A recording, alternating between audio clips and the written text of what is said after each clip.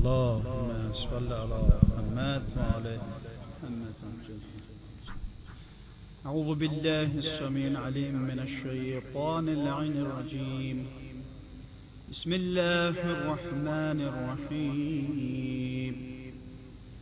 الحمد لله رب العالمين الرحمن الرحيم مالك يوم الدين.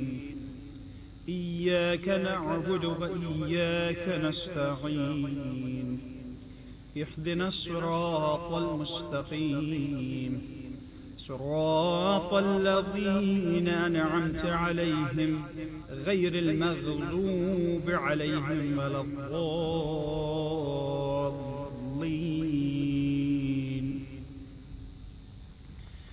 بسم الله الرحمن الرحيم. ألف لام ميم. ذلك الكتاب لا ريب فيه هدى للمتقين الذين يؤمنون بالغيب ويقيمون الصلاة ومما رزقناهم ينفقون والذين يؤمنون بما أنزل إليك وما أنزل من قبلك وبالآخرة هم يوقنون. أولئك على هدى من ربهم وأولئك هم المفلحون. إن الذين كفروا سواء عليهم أعنذرتهم أم لم تنذرهم لا يؤمنون. ختم الله على قلوبهم وعلى سمعهم وعلى أبصارهم غشاوة ولهم عذاب عظيم. ومن الناس من يقول آمنا بالله وباليوم الآخر وما هم بمؤمنين.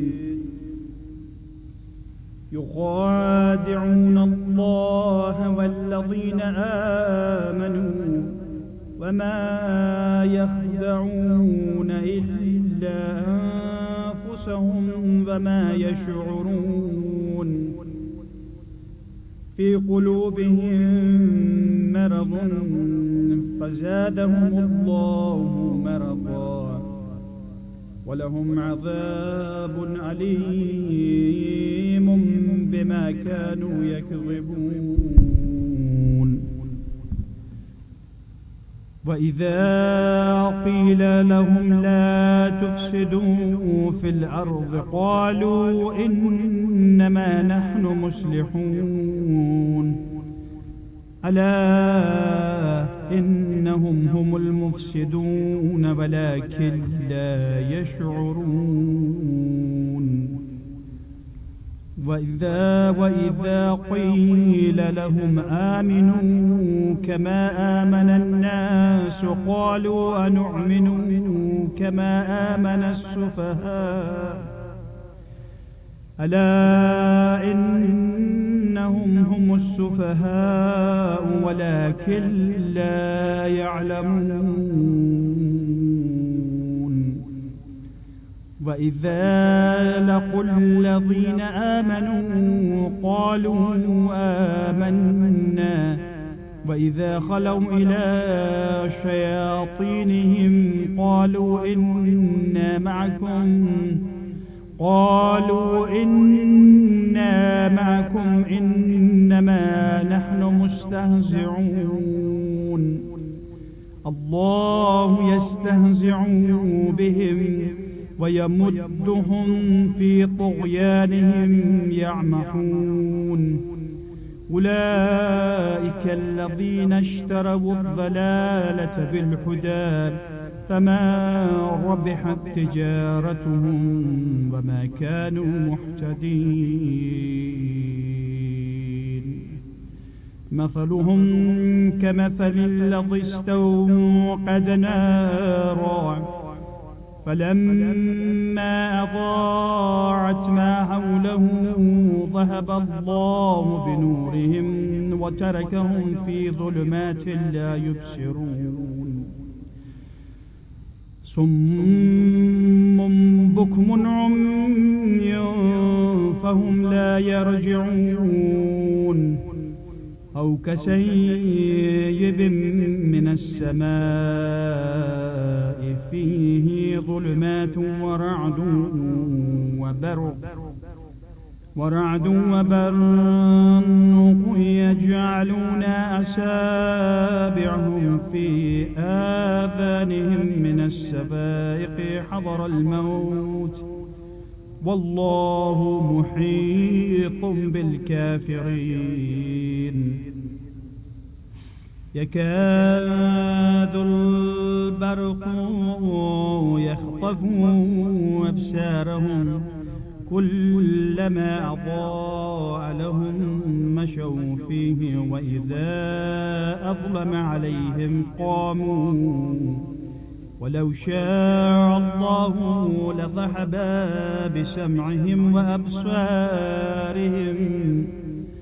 وأبصارهم إن الله على كل شيء قدير يا أيها الناس اعبدوا ربكم الذي خلقكم والذين من قبلكم لعلكم تتقون الذي جعل لكم الأرض فراشا والسماء بناء وأنزل من السماء ماء فأخرج به من الثمرات رزقا لكم فلا تجعلوا لله أندادا وأنتم تعلمون وإن كنتم في ريب مما نزلنا على عبدنا فأتوا بسورة من مثله وادعوا شهداءكم من دون الله إن كنتم صادقين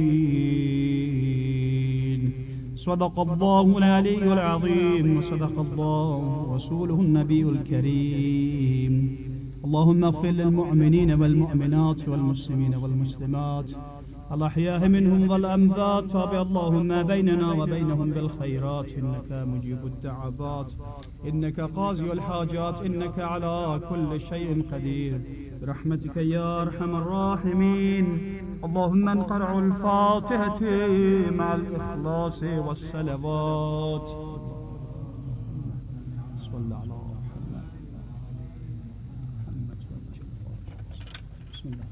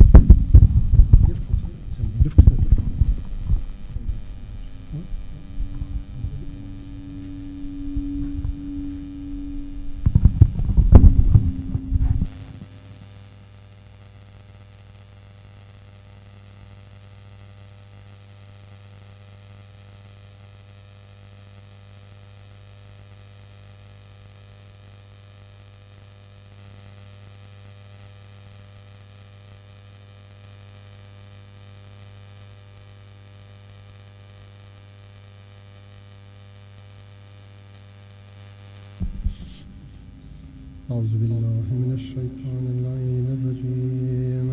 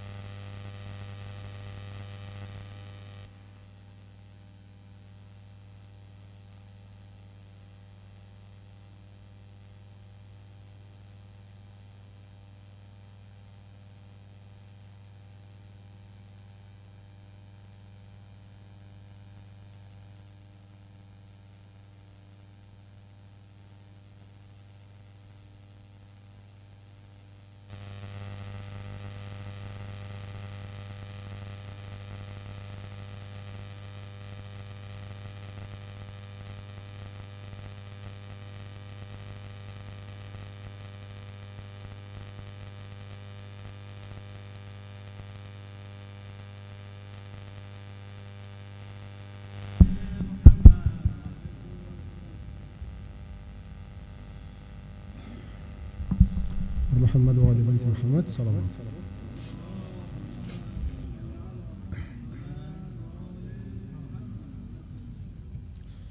أعوذ بالله من الشيطان اللعين الرجيم. بسم الله الرحمن الرحيم. اللهم صل على محمد وآل محمد.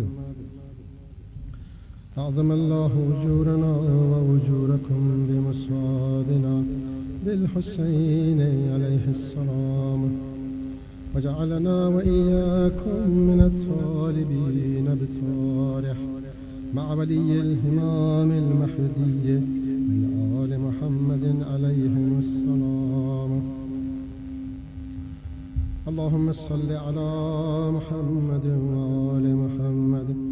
بسم الله الرحمن الرحيم. السلام عليك يا أبا عبد الله. السلام عليك يا ابن رسول الله. السلام عليك يا ابن أمير المؤمنين وابن السيد الوسيين. السلام عليك يا ابن فاطمة سيدة نساء العالمين.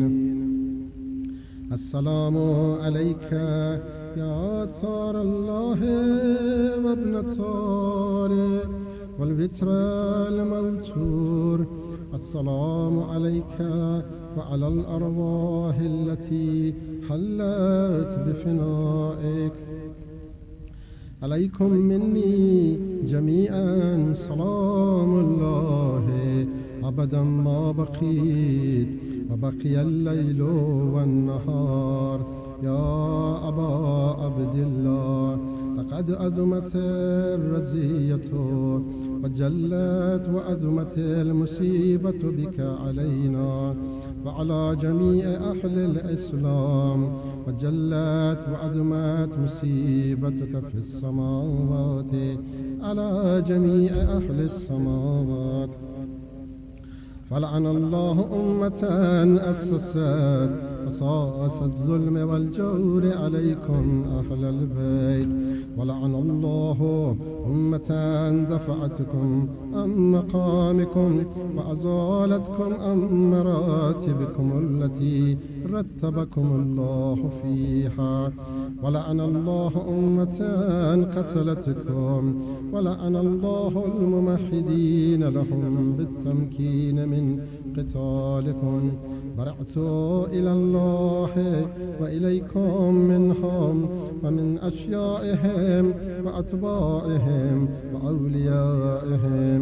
يا أبا عبد الله، إني سلم لمن سالمكم وحرب لمن حاربكم إلى يوم القيامة.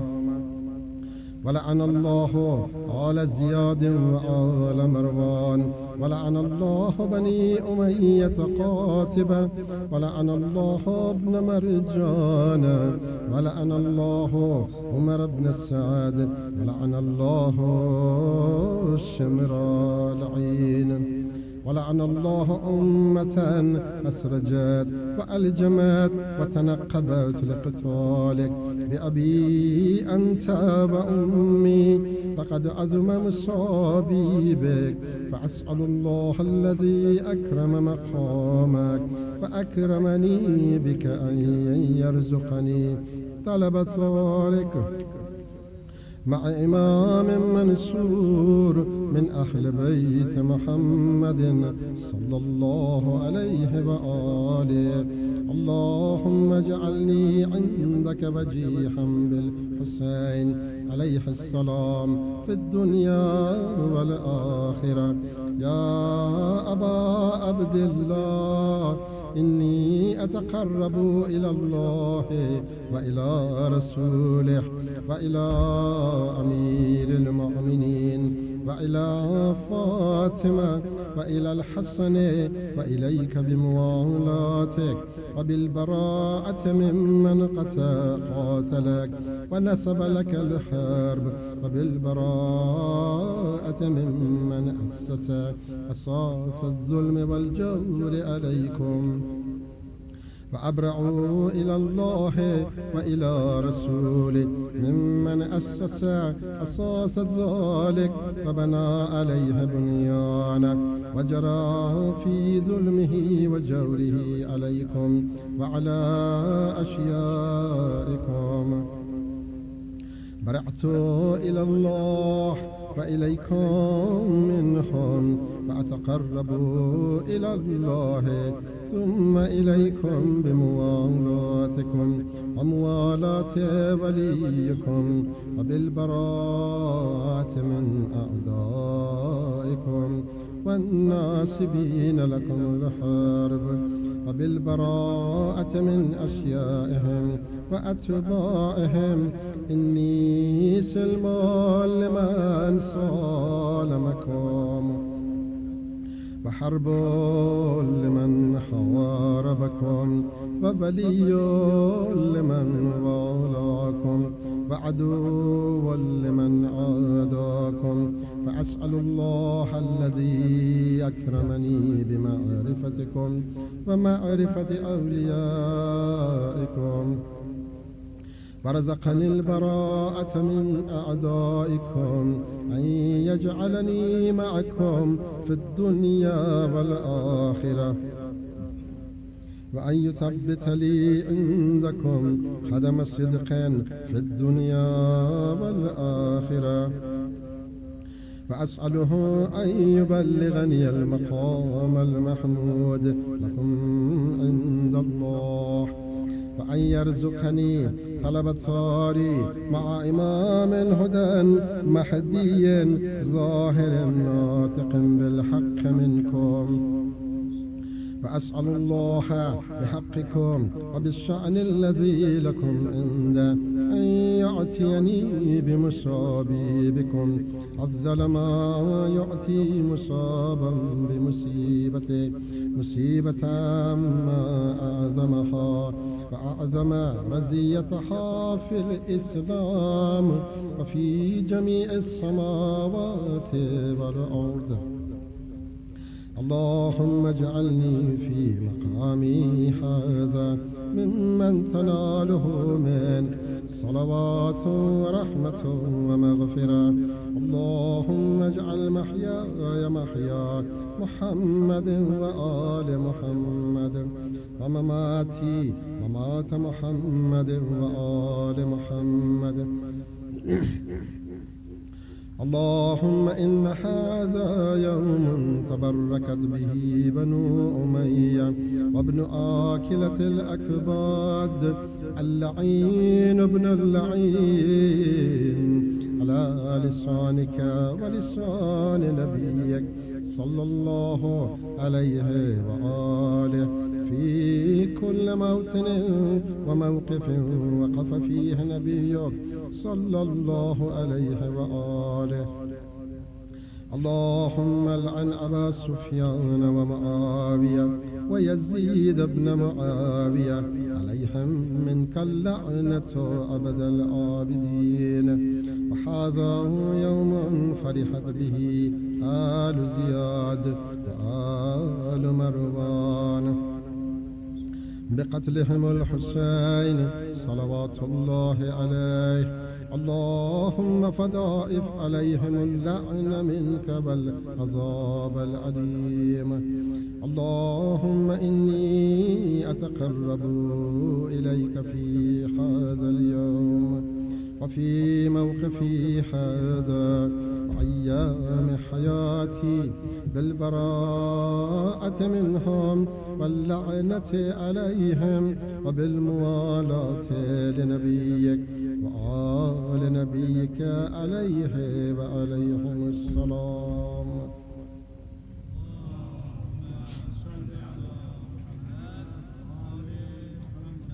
اللهم لعن أول الظالم ظلم حق محمد وآل محمد وآخر تابع له على ذلك. اللهم لعن العصابة التي جاهدت الحسين عليه السلام وشايعت وبايعت وتابعت على قتله. اللهم لعنهم جميعا. السلام عليك يا أبا عبد الله.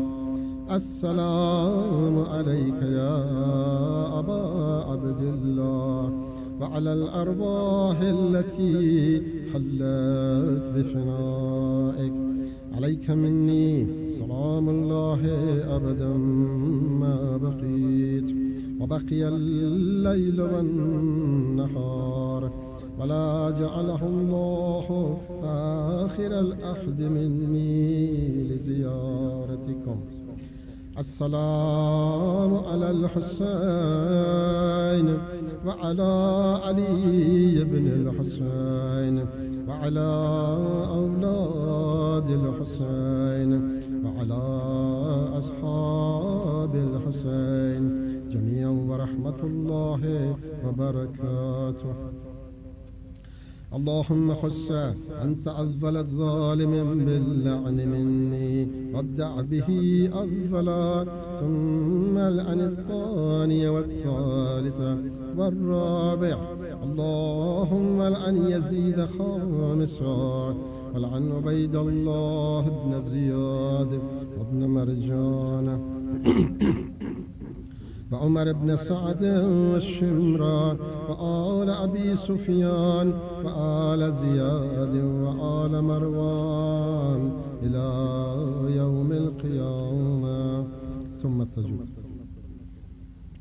اللهم لك الحمد حمد الشاكرين لك على مصابهم. الحمد لله على عظيم رزيته. اللهم ارزقني شفاعة الحسين يوم الورود وثبت لي قدم صدق عندك مع الحسين وأصحاب الحسين الذين بذلوا محجهم دون الحسين عليه السلام. محمد مصطفى الصلوات.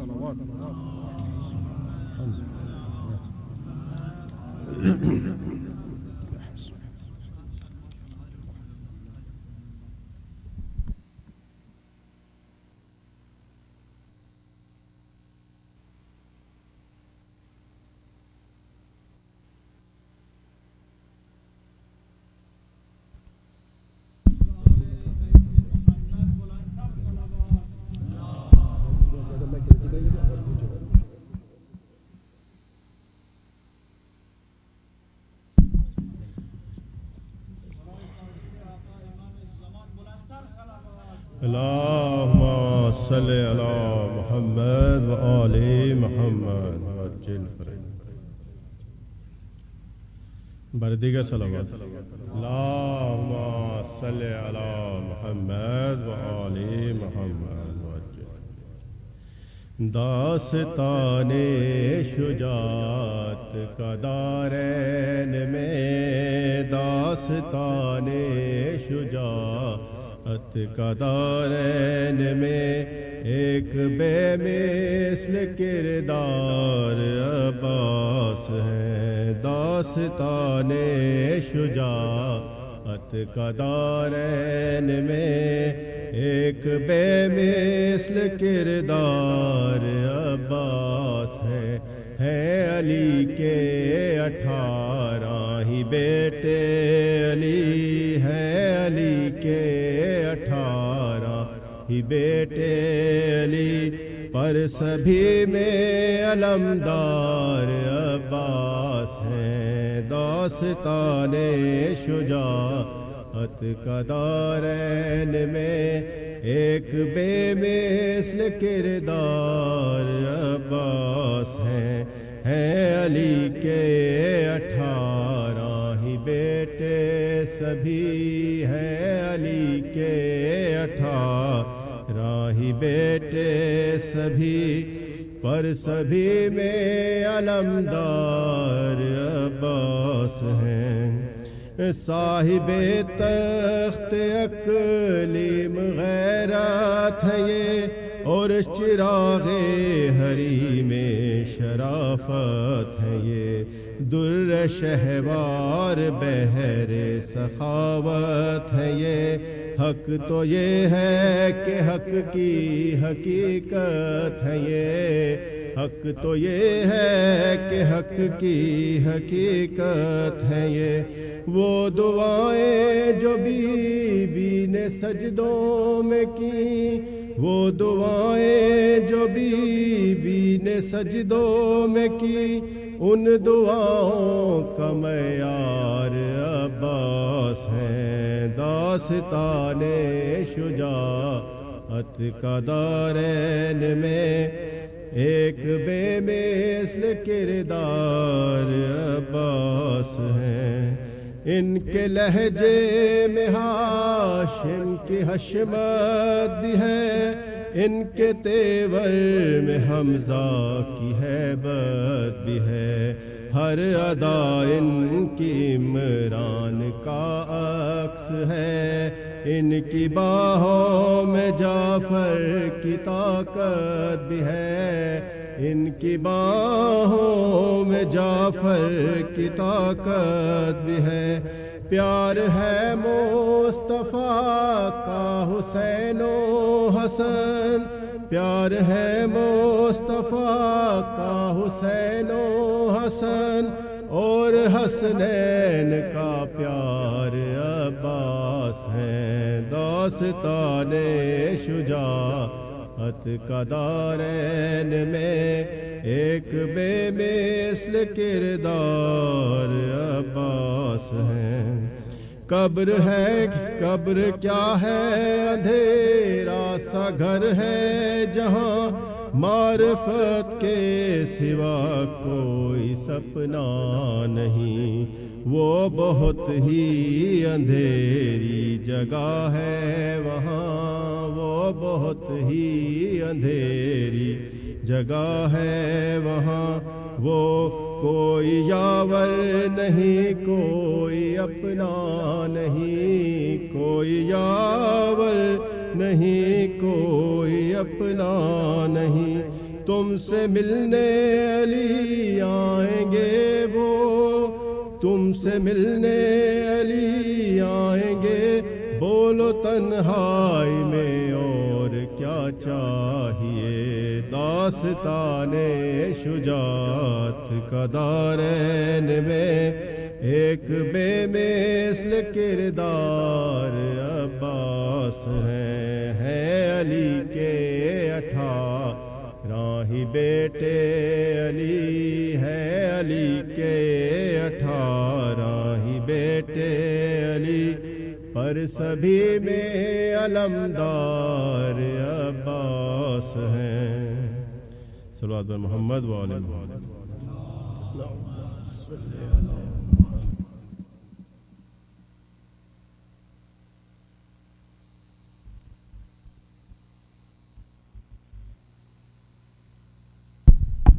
Assalamu alaikum, brothers and sisters. Welcome to another night of Muharram Majlis, inshallah, the 8th night. Alhamdulillah, we're still seeing a lot of people. You're not being tempted by the finals today, so inshallah the sawab's even more. The usual announcements before we start the program. Once you leave tonight, again, please can ensure you're leaving quietly, not gathering in groups, chatting outside. When you're leaving by car, 20 miles an hour is the speed limit along the roads outside. Please adhere to that speed limit. The parking stewards have mentioned a couple of cases of people going slightly faster than that. Again, it's dangerous and we don't want to risk any complaints from neighbours as well. If you're not a kitchen volunteer, please can you stay outside of the kitchen unless you've been called inside explicitly. If you've got small children, again, during the majlis, keep them by your side. Just so it doesn't disturb other people from listening. If they need to go to the toilet, for example, then let's accompany them. And I think that's it. So, can you please welcome the Sheikh the Minbar with a loud salawat ala Muhammad wa ali Muhammad. Can everyone come as far forward as they can? People are going to be coming to the majlis later on, and there won't be no. Salli ala Muhammad wa ali Muhammad.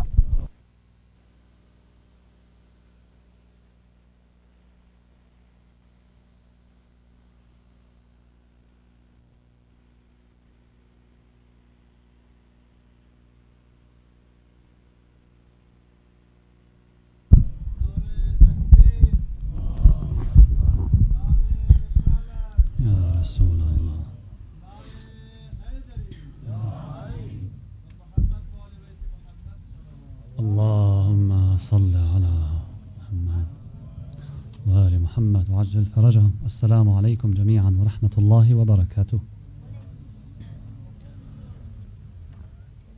أعوذ بالله من الشيطان الرجيم. بسم الله الرحمن الرحيم. الحمد لله رب العالمين.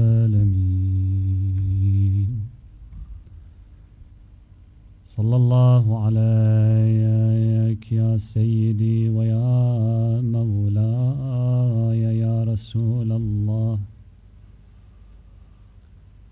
صلى الله عليك وعلى آلك الطاهرين المظلومين.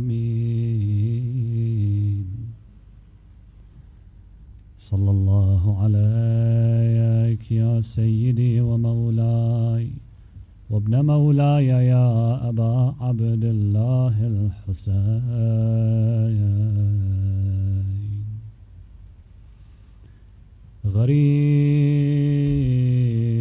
غريب يا مظلوم كربلاء ومسلوب العمامة والرداء. يا رحمة الله الواسعة ويا باب نجاة الأمة. يا ليتنا كنا معكم سيدي فنفوز فوزا عظيما.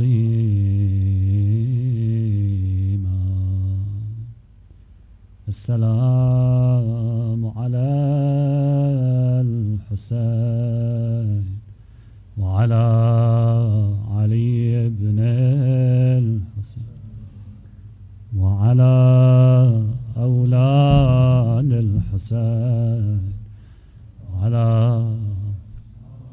أصحاب الحسين ورحمة الله وبركاته. أما بعد، يقول الله تعالى في كتابه الكريم: بسم الله الرحمن الرحيم. وبشر الصابرين الذين إذا أصابتهم مصيبة قالوا إنا لله وإنا إليه راجعون. صدق الله العلي العظيم. صلوات.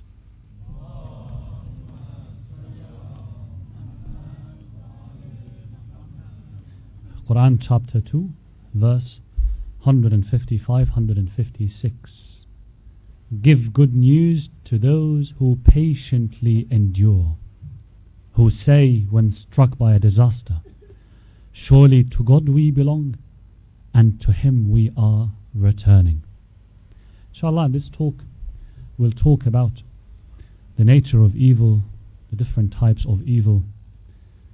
Could God create a world? Could He have not created a world without suffering, without evil? And we'll talk a bit about death from our perspective. Now, so far we've been covering what? What does it mean to be Muslim? What does it mean to be Muslim? And part of discussing this is that we need to answer some questions. For example, why does God allow evil? We discussed in the first night. Yes, my dear. Yes. Maybe in the end. Inshallah. Thank you. In the first lecture, we talked about God. That God is wise.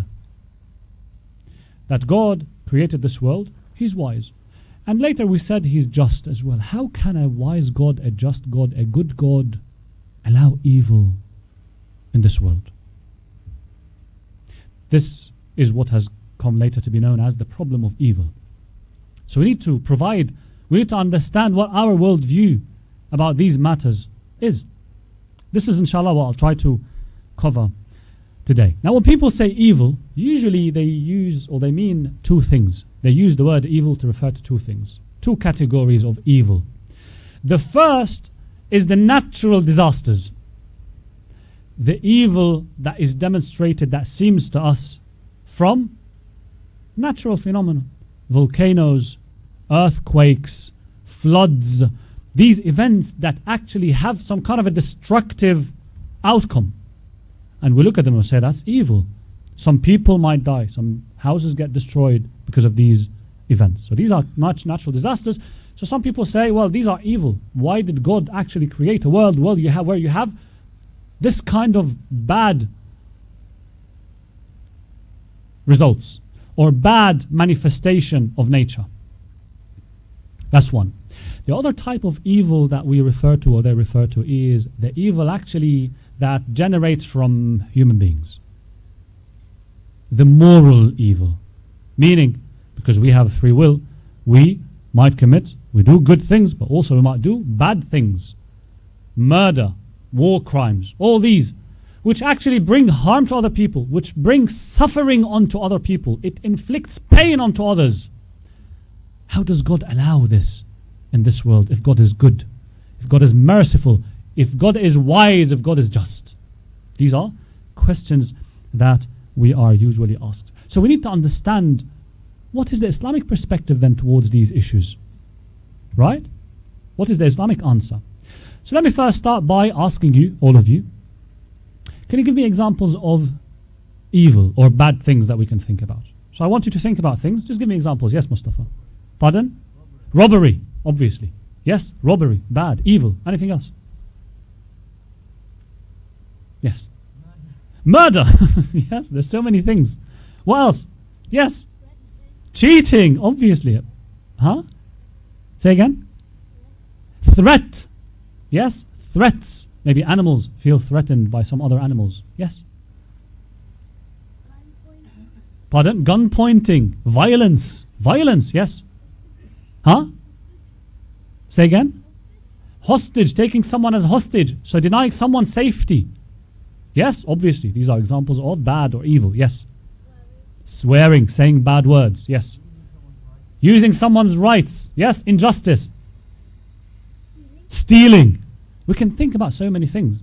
Some might say, for example, ignorance. Some might say darkness. Some might say the poison of the snake. Yeah? Some might say the knife.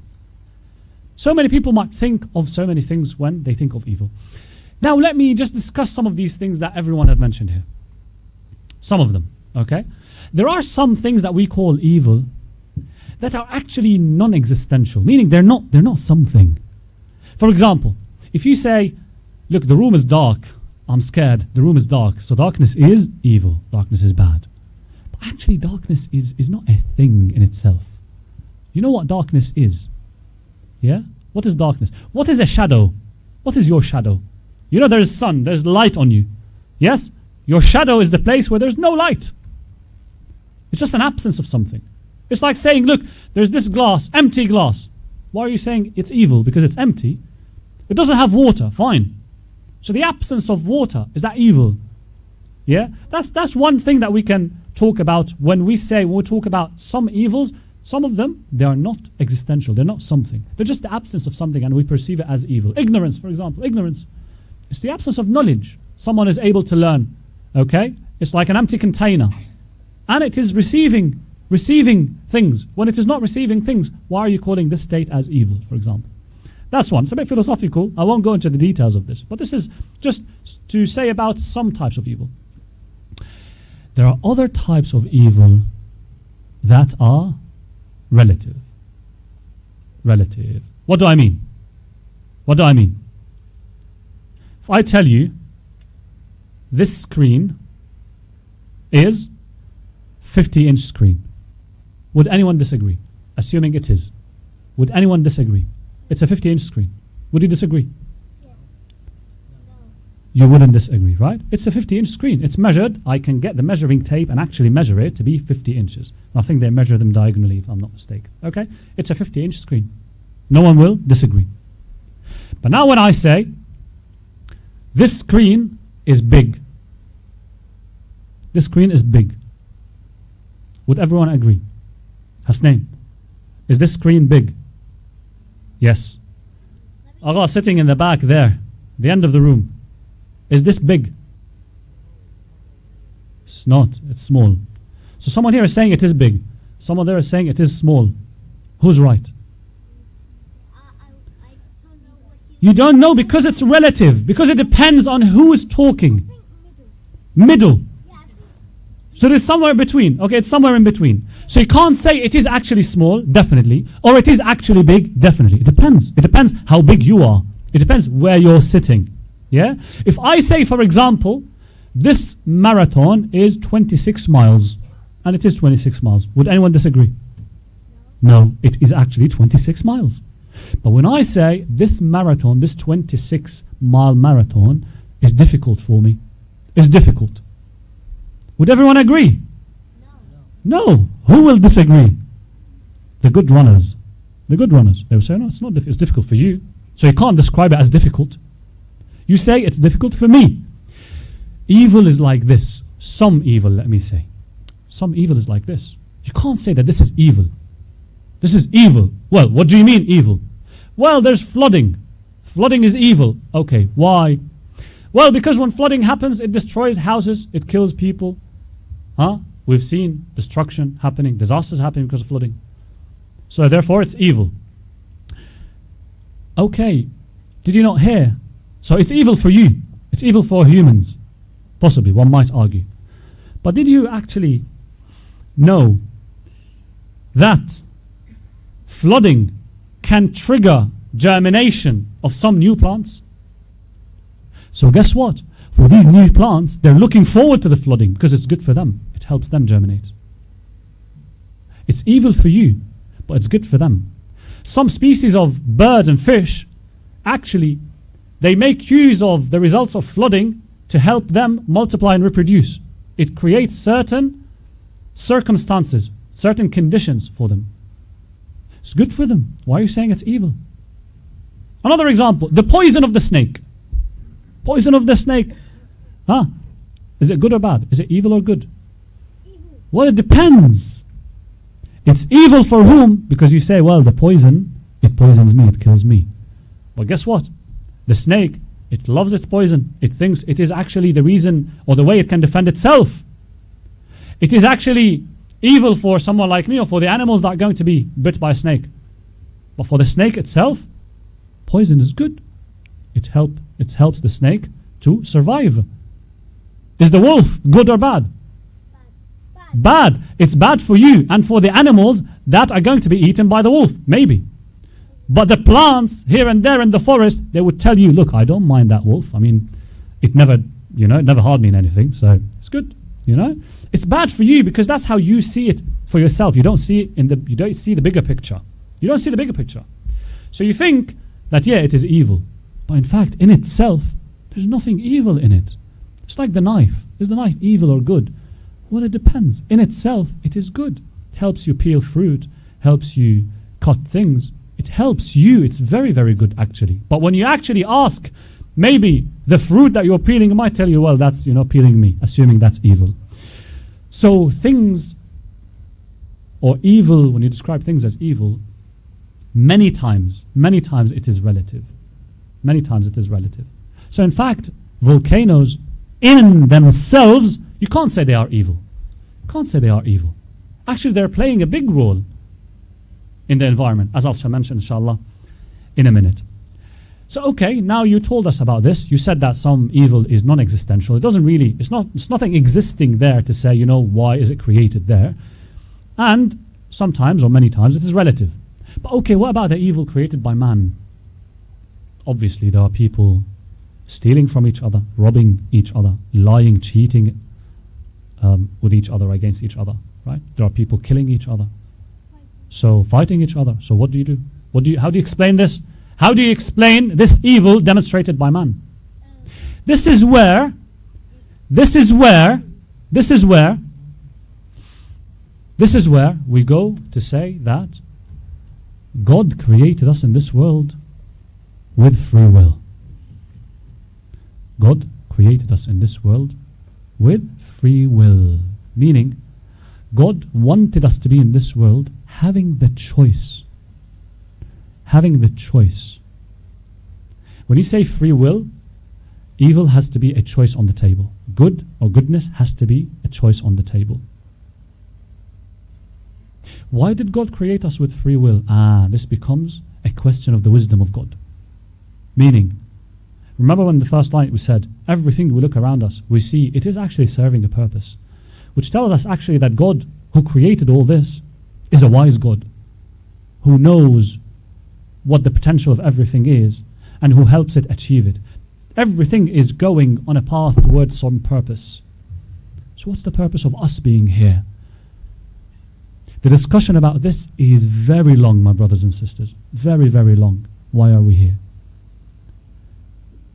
But bottom line, in one phrase, God made us so that we grow, so that we develop, so that we learn, so that we become more and more perfect, so that we appreciate for our felicity, for our perfection, for our learning. Nothing for himself, by the way, nothing for God. We said God doesn't need anything. The purpose that he created us for is not for him. He's needless. Otherwise, he would be needy. He's needless. I remember the boys here said, Allah, God is needless. Doesn't need anything, doesn't need anyone. So the reason we're here is for us to achieve growth and development and felicity. And that itself, the journey itself, is a beautiful experience that we should be attentive to. Right? So, when the purpose behind our existence in this world is for us to develop, is for us to grow, is for us to learn, is for us to polish ourselves, is for our soul to grow and grow and grow and grow and reach that happiness and felicity, that cannot happen unless we have free will. Unless there are options and choices that we have to make in life. Otherwise, the world doesn't work. Otherwise, the world doesn't work. This is how Allah subhanahu wa ta'ala created us. And this is why God made this world like this. Always when you want to question anything about this world, go back to the purpose behind our existence. Go back to the wisdom of God. Go back to that. And then you'd be able to understand. Then you'd be able to understand why there are volcanoes, why there are earthquakes, why there are, for example, people who are allowed to oppress others or kill others or lie or steal or so on. Understand the purpose, and that is for all of us to develop. And Allah gave us the choice. He said, look, my purpose is that you develop, is that you grow, you achieve your success and happiness. But you have the choice not to. You choose.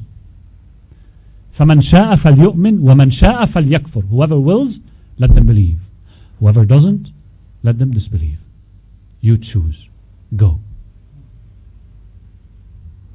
A world where we don't have a free will, where we are forced to do good, there's no option, there's no choice of bad, by the way. There's no choice of bad. We're all forced to do good. No one of us deserves any praise. No one of us would develop in any way. Imagine a school where there's no exams. There's nothing difficult. Everything is easy. Everything is easy. Imagine a military school where there's no hardship, no difficult training. What kind of soldiers are you graduating? Yeah? A world where there's no good but just bad, just evil, also is purposeless. Doesn't serve any, doesn't have any meaning. So the meaning of good and bad, the meaning of goodness, or the meaning in general in life, is gotten because of this duality between good and bad. Inshallah, I hope it becomes clearer soon. One thing about the evil that we see in this world, and we need to acknowledge this, by the way, is that, look, sometimes we go, for example, and we destroy forests. We go and we cut down trees. A few years later, we have floods, massive floods, destroying all our houses. Now we sit and say, why does God allow floods? Well, Habibi, why are you not acknowledging your responsibility? Why are you not rising up and owning your mistakes? Admit and accept that you, because of your free will, you've made a mistake and you're paying for the result of your mistakes. Human beings now, what are we doing?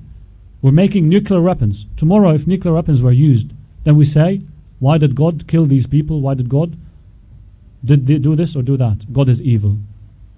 Habibi, no. It's your doing. It's your action. Don't blame it on God. Don't blame it on God. Why is God causing this suffering to the people of Palestine these days? Terrible things happening. Terrible things.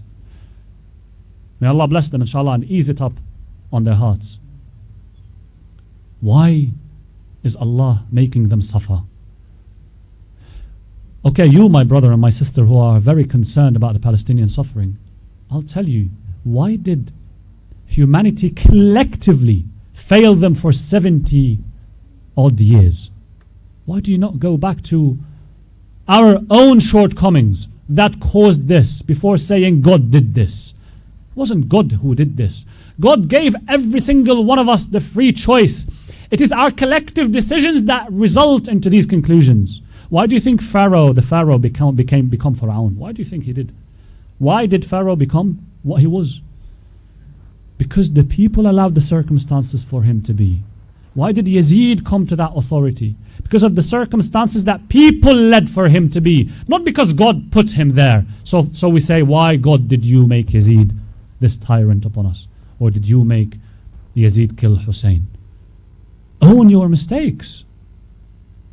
It is humanity that collectively failed the people of Palestine for 70 years. Yes, of course, there are people who do their best here and there.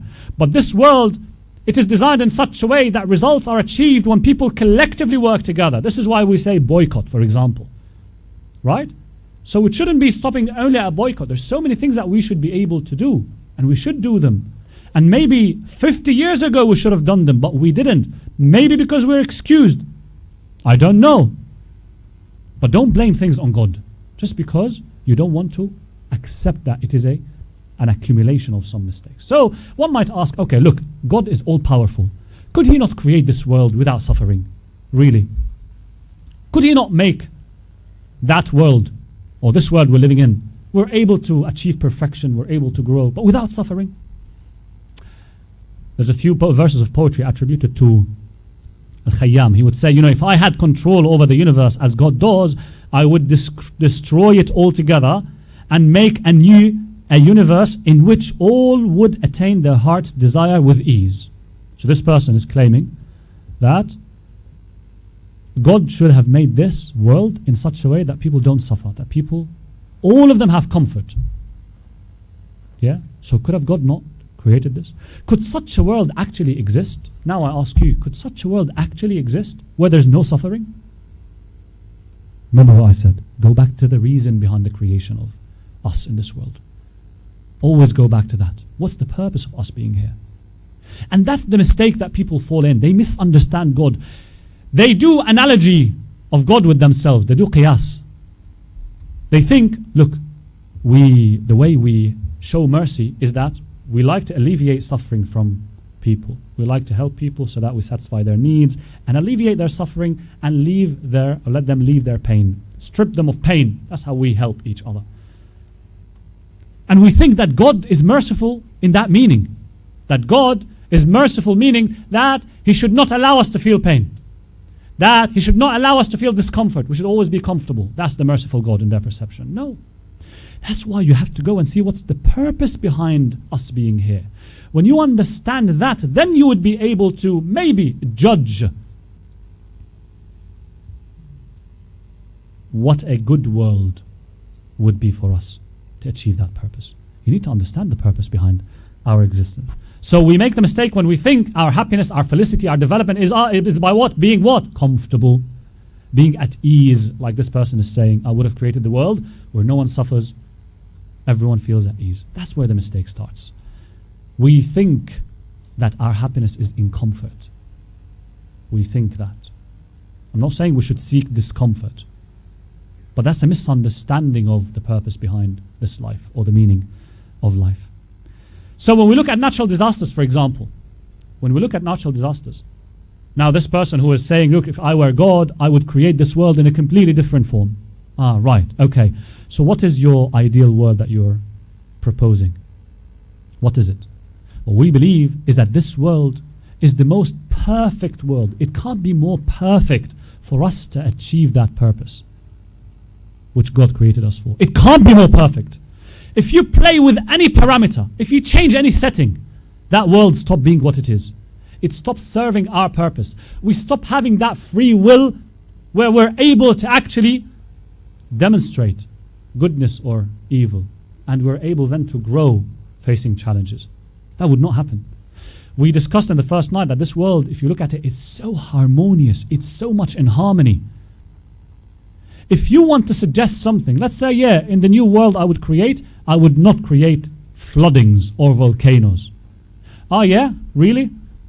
Oh, in this world, bees sting. Sting, they hurt. So I would create the world to be without bees. Really? Effect of bees extinction. Ohio State University. Quoting, without the help of bees, the world would be without such well-loved foods such as chocolate, coffee, peaches, almonds, tomatoes, blueberries, strawberries, apples, pumpkins, melons, vanilla, and many other fruits, nuts, and vegetables. Removing just bees because you think bees are evil. You're destroying the whole world.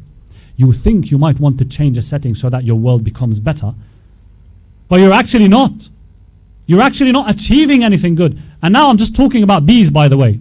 So go and shape the world that you want to shape for it to be perfect, no one's suffering, and you tell me we still will be able to grow and develop and achieve happiness and felicity? Can you imagine a life where you're not learning anything any day? Can you imagine how boring that life is without you are able actually to grow? Can you imagine a life where you're not learning every day and you move in your game of football, for example? You're not improving your performance so that you feel a sense of achievement and success? Can you imagine that kind of world? Some scholars suggest that even Jannah, in the afterlife, the mu'minun would still be growing. They would be learning more and more and more. That would not stop. Because then, if so, they would not be as happy. And Allah wants them to be happy. You move up, up, up. You need challenges, you need friction, you need resistance, so that you grow. That's how this world works. And when Allah subhanahu wa ta'ala created this world with this variation, meaning what? Yes, we know that God made you blind, made me deaf, made that person poor, gave more money to this than that, made that person healthy, made that person very, very sharp and smart, made that person very patient and able, for example, to go and research and research and research. Do you know if God created us, all of us at the same level of wealth, do you know that you would not be sitting here together tonight? If you are not rich having some wealth that I am in need of, why would I go and offer my services of carpentry? Of, for example, plumbing? Well, if you already have your plumbing experience, your wealth, you also you're a doctor as well, you're an engineer, you studied every single thing, why would you need anyone in this world? It would be a boring world. There would be a world of no relationships. Amir al-Mu'mineen alayhi salam, in Nahj al-Balagha, Imam Ali would say that God, He engineered the blessings of the poor people in the pockets of the rich people. Why? And God said it in the Quran, لِيَتَّخِذَ بَعْضُكُمْ بَعْضًا سُخْرِيًّا, so that each one of you employs the other. If you don't need something I have, how could we have a relationship? I won't need you. That's how Allah created this world, with this variation. Variation. No one of us is the same as the other. We have different potentials. We have different capacities. And that's good. That needs to be looked at as good.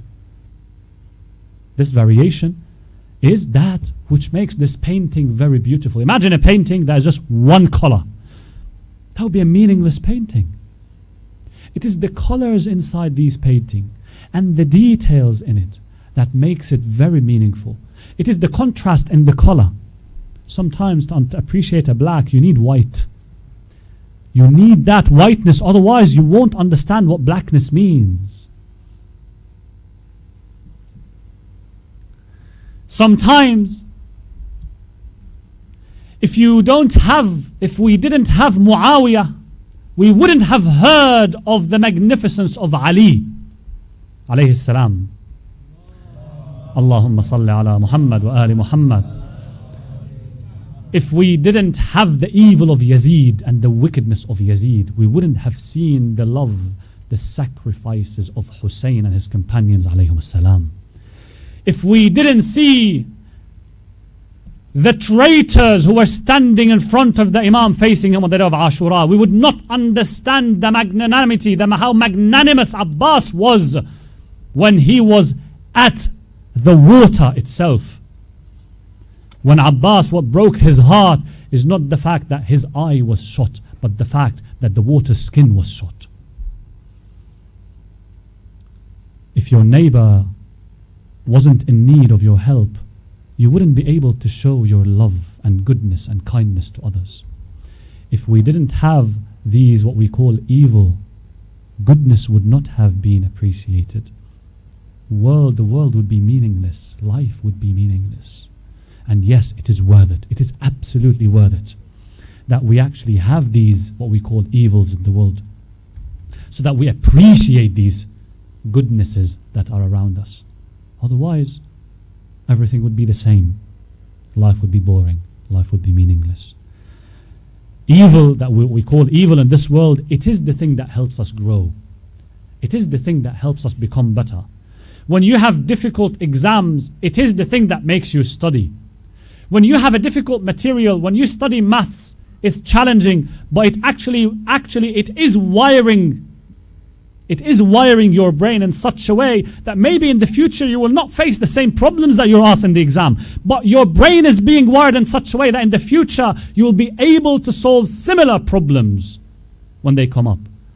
That's the reason, by the way, why we study maths. Some people say, so what's the use? When will I ever use trigonometry or geometry? Yeah?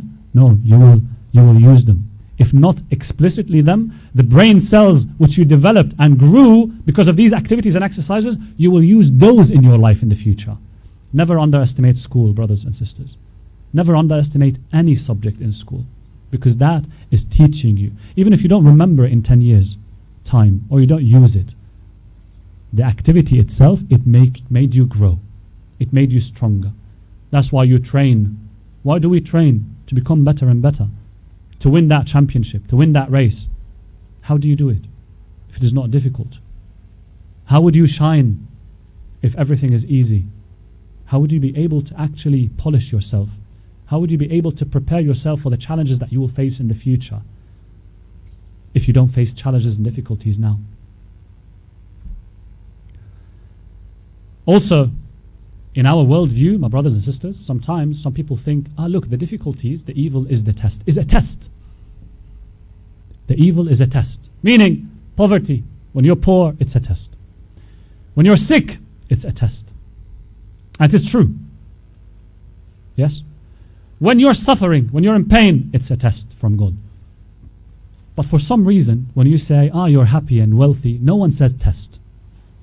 People think that when things are difficult, it is a test. But when things are rosy, shiny and nice, and we're happy, that's not a test. That's wrong. That's not our worldview. Our worldview, my brothers and sisters, is that the moment we were born in this world, we are being tested. Let me be more accurate. The moment any single person of us becomes baligh, reaches the age of responsibility, you are being tested and you're being assessed. What do you mean? Yes, when you're sick, that's a test from God to see, so that God sees how you behave. Do you use this opportunity to develop, or do you moan about it? Or do you reject God? Or do you start rejecting everything around you, making your life even much more difficult? How do you behave there? Do you embrace that challenge, or do you not? When you're poor, yes, how do you behave?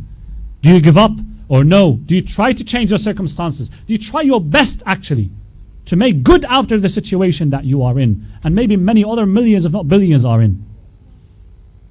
That's a test. But guess what? When you're wealthy, that's a test as well. When you're happy, that's a test. When you're enjoying or celebrating a success that you've had, inshallah, all your lives are full of success. That's a test. When you succeed, when you pass your exam, that's a test. God will want to see you, how you behave. Are you humble, or are you going to boast and show off to people? It's a test. Happiness is as much of a test as sadness. That's our worldview. Allah in the Quran says in Surah Al-Fajr, وَأَمَّا الْإِنسَانُ إِذَا مَبْتَلَاهُ رَبُّهُ فَأَكْرَمَهُ وَنَعَمَهُ. That man, when God gives him blessings, he would say, God has blessed me. And when God tests him, so Allah says, when God tests him with blessings, man would say, yeah, God blessed me. When God tests man with difficulties, with poverty, man would despair. So Allah is saying both are tests. Both. It's not just the difficulties, huh?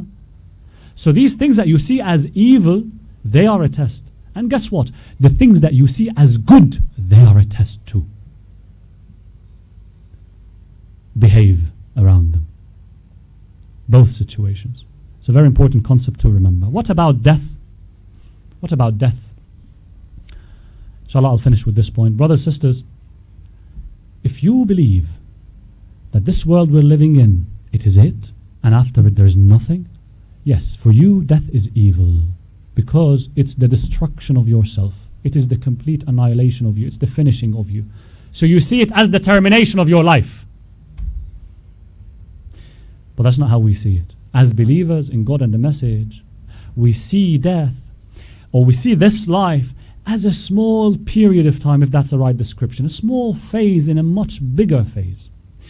And death is only the thing that separates us from that real life. Real life. God describes the afterlife as the real life. That's why we try here to secure our real life, the more meaningful life, which is going to come after death. So for us, death, as like Hussein alayhi salam, al-mawtu illa qantara, death is only like a gate. It's only a bridge. It's only a bridge. We don't fear it. We look forward to it. Because it is the thing that separates us from meeting our beloved, from moving to our real life, the next life. And this is how we see those children being massacred by those people, by the Israeli regime, the criminal, the genocidal. We see them as actually winning. They are victorious. We, of course, feel sad for them. Our hearts break. But for them, they're starting a new life, a more beautiful life, a more meaningful life, the real life. And it is us who should we be sorry for. This is how we understand death. This is why the mu'min actually believes that, as narrations tell us, on the day of judgment, because of what we see of the rewards of God, we will ask God, oh God, why did you not make all my life a life of calamities and difficulties and tribulations? Because of what we see, how God will actually not just compensate, Allah subhanahu wa ta'ala, how He will flood His grace over you. Because of a moment of patience that you've observed. As the verse said that we started with, Bashir as-sabirin, give good news to those who are patient, to those who don't despair, to those who still who would love God even more when life gets harder and harder and harder. They see God, they see an opportunity, they see a ladder, they see a rope that was extended for them to go towards God, and they would grab that difficulty. They would grab that calamity to ascend to God. This is how we understand Zainab when she says, "Ma ra'aytu illa jamila." Karbala was the opportunity for Hussein and the companions of Hussein to reach that highest level of ascension with Allah subhanahu wa ta'ala towards God. That's how believers understand it. That's why if you're truly a mu'min, nothing ever will break you. Because every challenge that breaks someone else, you see it as a ladder, as an escalator, as an opportunity for you to be more successful, to get that salvation in the afterlife and to get that success. May Allah inshallah help us understand more about this world and understand more about His vast wisdom. We move with our hearts to Karbala. On the day of Ashura, after everyone had left this dunya, Abu al-Fadl al-Abbas insisted multiple times on Imam al-Hussein, as it is said, for permission to go and fight. In the end, Abbas said to the Imam, "Sayyidi ya Aba Abdullah, laqad daqa sadri min ha'ula'i al-qawm." My master Hussein, my master Abu Abdullah, I can no longer take it from these people. Imam would reply, "Akhi Abul Fadl, anta qa'idu katibati." My brother, you're the pillar of my camp. You're the carrier of my standard. But if you must go, O brother Abbas, then go get some water for the children. Get water for Ruqayya, get water for Sakina. They're thirsty. It had been 3 days. Abu al-Fadl al-Abbas, it is said, charges against the enemy. Hundreds of people flee in front of him. This is the lion, son of Ali bin Abi Talib. This is the son of Haydar, Abbas. He would charge reciting, "La arhabu al-mawta idha al-mawtu raqa, hatta uwari fil masaliti liqa, nafsi li nafsi al-tahir نفسي لنفس المصطفى الطهري وقا إني أنا العباس أغدو بالسقا. I do not fear death when death is to come. I shall be sacrificed for the pure and chosen one. I am Abbas. Abbas makes his way to the river and he approaches the water. He enters the water. It had been 3 days since he had a sip of water. Abbas looks at the water, and I can imagine that in that water, instead of seeing his own reflection, he might have seen the reflection of Sakina and Zainab, the reflection of the children, Ruqayya saying, "Al-Atash, I'm thirsty, O uncle. I am thirsty." Abbas extended his hand to the water. It is said that he took a handful, he lifted it up to his mouth. But Abbas, Hussein is thirsty too, and Hussein is alone too. Ya nafsu min ba'd al-Husayn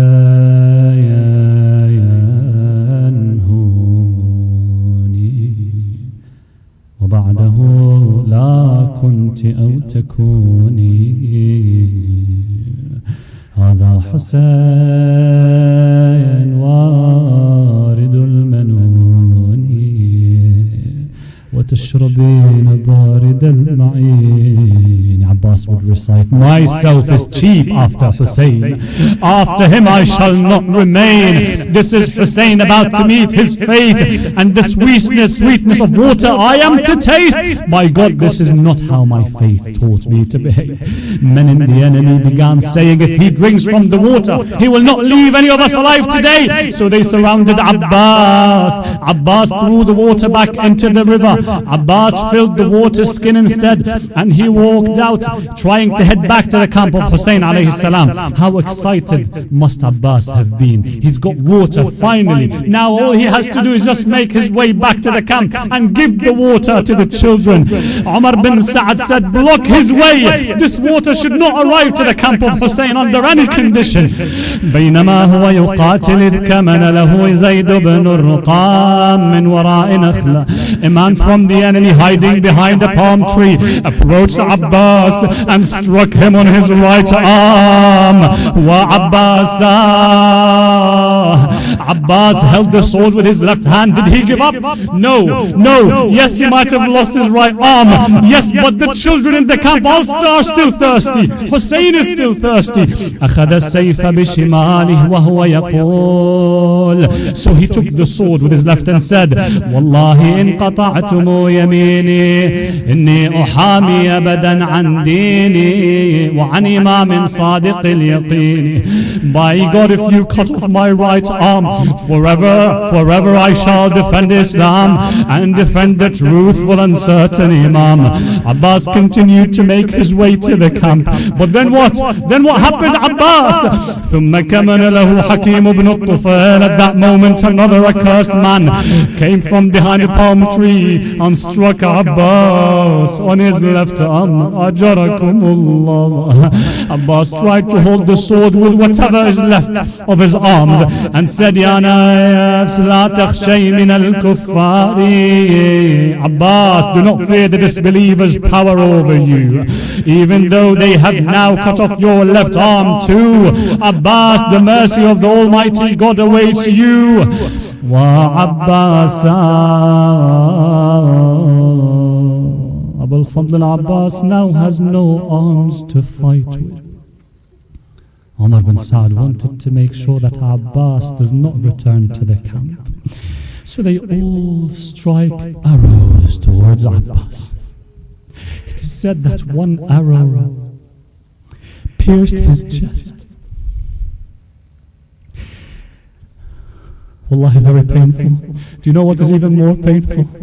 One arrow pierced his eye. Wallahi, there's something that's even more painful. One arrow pierced the water skin and the water fell down on the floor.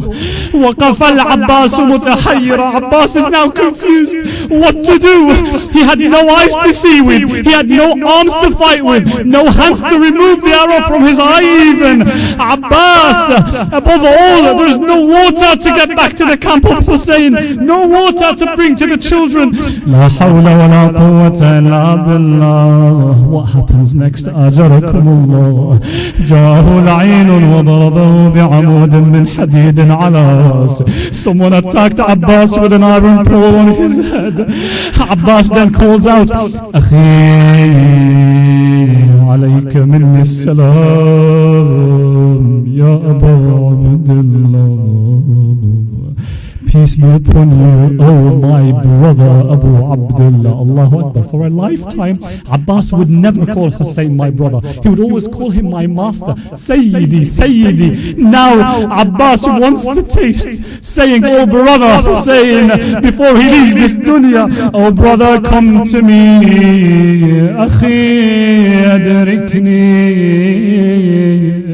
When Imam al-Hussein heard the cries of his brother Abbas calling Akhi Hussein, Abu Abdullah came to Abbas. He looked down at him, no arms and an arrow fixed in his eye. A report says that Abu Abdullah descended from his horse, but Abbas didn't know it was Hussein and he thought it was a man from the enemy coming to finish him.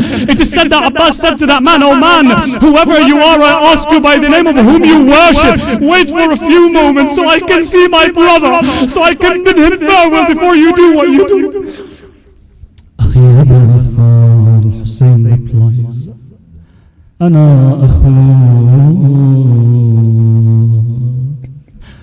أنا أخوك الذي كسرت ظهره. That's me, oh Abbas. What is this you're saying? الآن انكسر ظهري.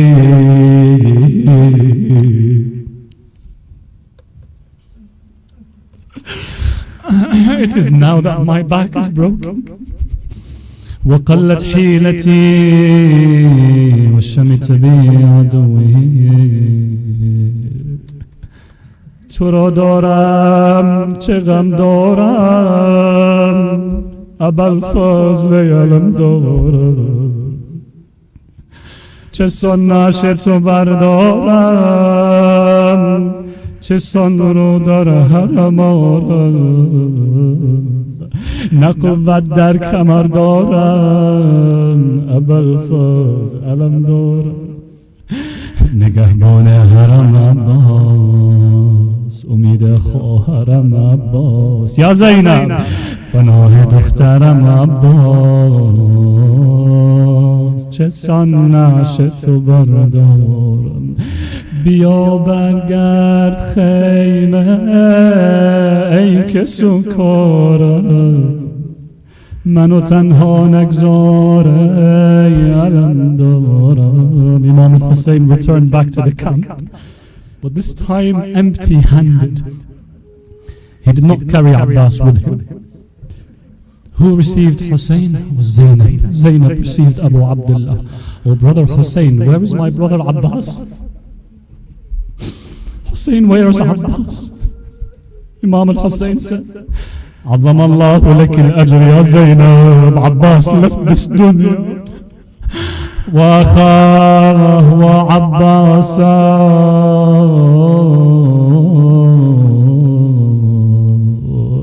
نگومی خیبری داداش و تنها بذاری، نمیدونی چقدر دردی بی علم داری، برو اما بدون به زینبت بیابره، لب خشک رقیه منو ای با وفا فقط یادت نره، میدونی بعد رفتنت غارت میشه پیراهنم، یه عده بی شرم و حیا باعث میرن روی تنم. یا ابوالفضل، ابوالفضل بمون حسین بدون تو میمیره، ابوالفضل بمون حسین بدون تو میمیره، ابوالفضل بمون حسین بدون تو میمیره.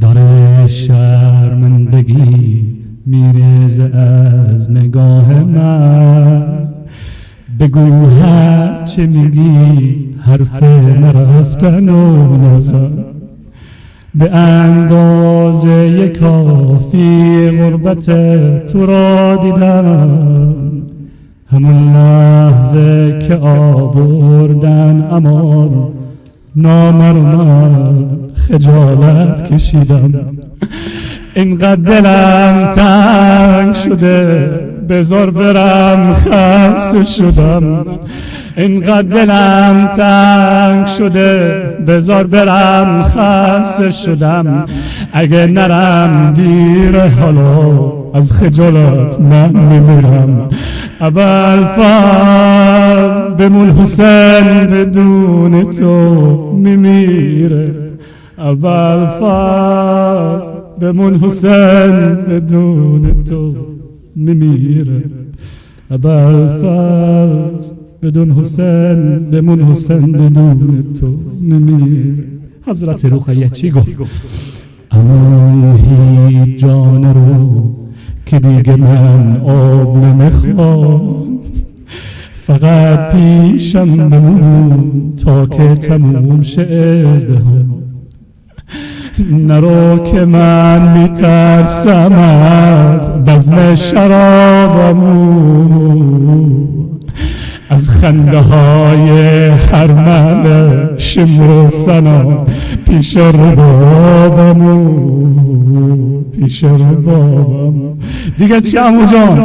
چشم عدو به خیمه هاست، بیگت که برگرد و عمو، بیگت که برگرد عمو، خدا نیاره که نیاد غارت میشه مجرم و حسین،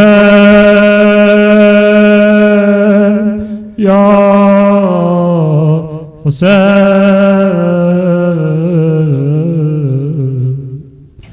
السلام علیک یا ابا الفضل العباس، انا لله و انا الیه راجعون، ولا حول ولا قوة الا بالله العلی العظیم.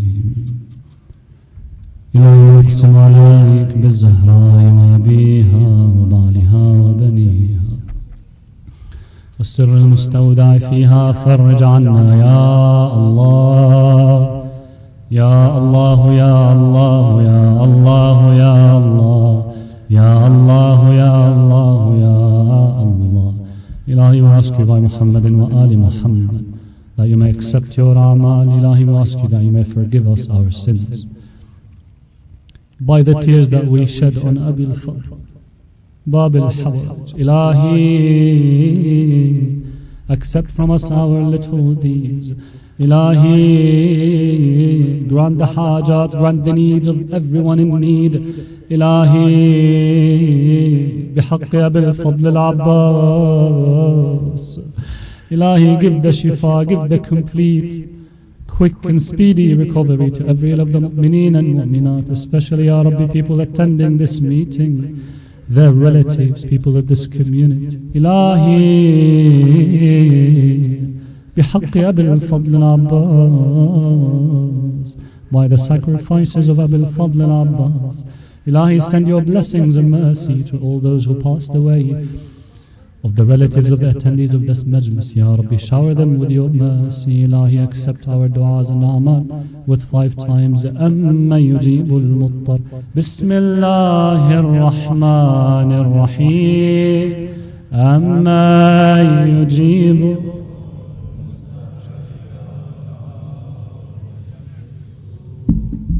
أما يجيب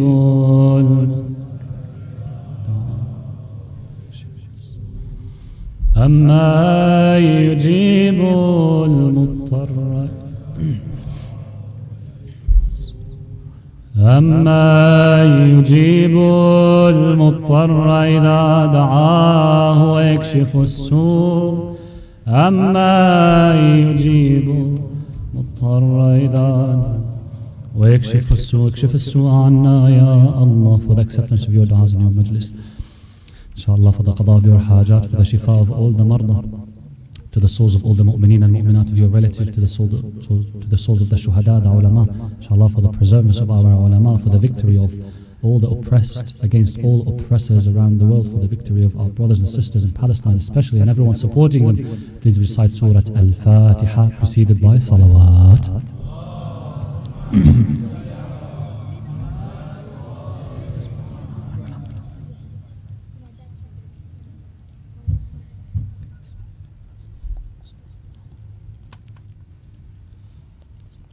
ماتم الحسين.